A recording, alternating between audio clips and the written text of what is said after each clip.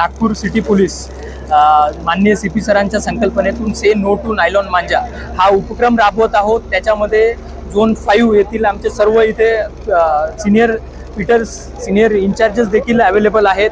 या सर्वांच्या मेहनतीतून आपण जवळपास 80 गुन्ह्यांचा एक 18 लाखाचा मुद्देमाल इथे नष्ट करत आहोत। ही जी कारवाई आहे ती अगदी सिंबॉलिक कारवाई आहे। याच्यामध्ये आपल्याला सर्वांना एक क्लिअर मेसेज द्यायचा आहे की नायलॉनचा मांजा, सिंथेटिक थ्रेड, इंडस्ट्रियल थ्रेड हे अतिशय घातक आहेत। हे याच्याने जीवितहानी सुद्धा होते। त्याच्यामध्ये पक्षी, प्राणी, मनुष्य या सर्वांची जीवितहानी होते। आपल्याकडे मागचे काही अनुभव आहेत, त्याच्यामध्ये बऱ्याच लोकांना आपला जीव देखील गमवावा लागलेला आहे। याच्यामध्ये आपण सर्वांनी एक सामाजिक जबाबदारी म्हणून याचा वापर बिलकुल करायला नाही पाहिजे।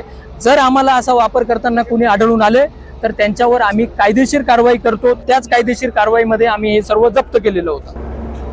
इथे आम्ही जाणून बुजून शाळकरी मुलांना बोलवलं होतं, जेणेकरून त्यांना समजेल की नायलॉनचा मांजा हा बॅन आहे, अवैध आहे आणि त्याच्यामुळे कुणाचा जीव देखील जाऊ शकतो।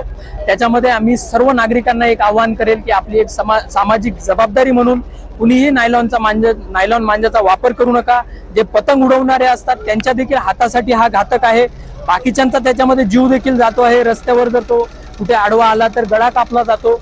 तर मी सर्वांना एक आवाहन करेल की आपल्याला कुठेही याचा जर वापर आढळून आला तर त्वरित आपण 112 नंबरवर कॉल करून माहिती द्यायची आहे। आपलं नाव देखील याच्यामध्ये गुप्त ठेवण्यात येईल आणि संबंधितांवर कडक कायदेशीर कारवाई देखील करण्यात येईल। नाही, आपण ही जी कारवाई एक सिंबॉलिक कारवाई आहे, याच्यामध्ये नष्ट होणार नाहीये। आपण जनतेला जास्तीत जास्त मेसेज जावा की हा घातक आहे, जीवितास तसंच अवैध देखील आहे, त्यामुळे ही कारवाई केलेली आहे। आपण हा मांजा आता पुढे नागपूर म्युनिसिपल कॉर्पोरेशन यांच्या ताब्यात देणार आहोत। ते याच्यामध्ये रिसायकल करतील आणि ज्या गोष्टी रिसायकल न होण्यासारख्या आहेत त्या ते डिस्ट्रॉय करतील। थँक्यू।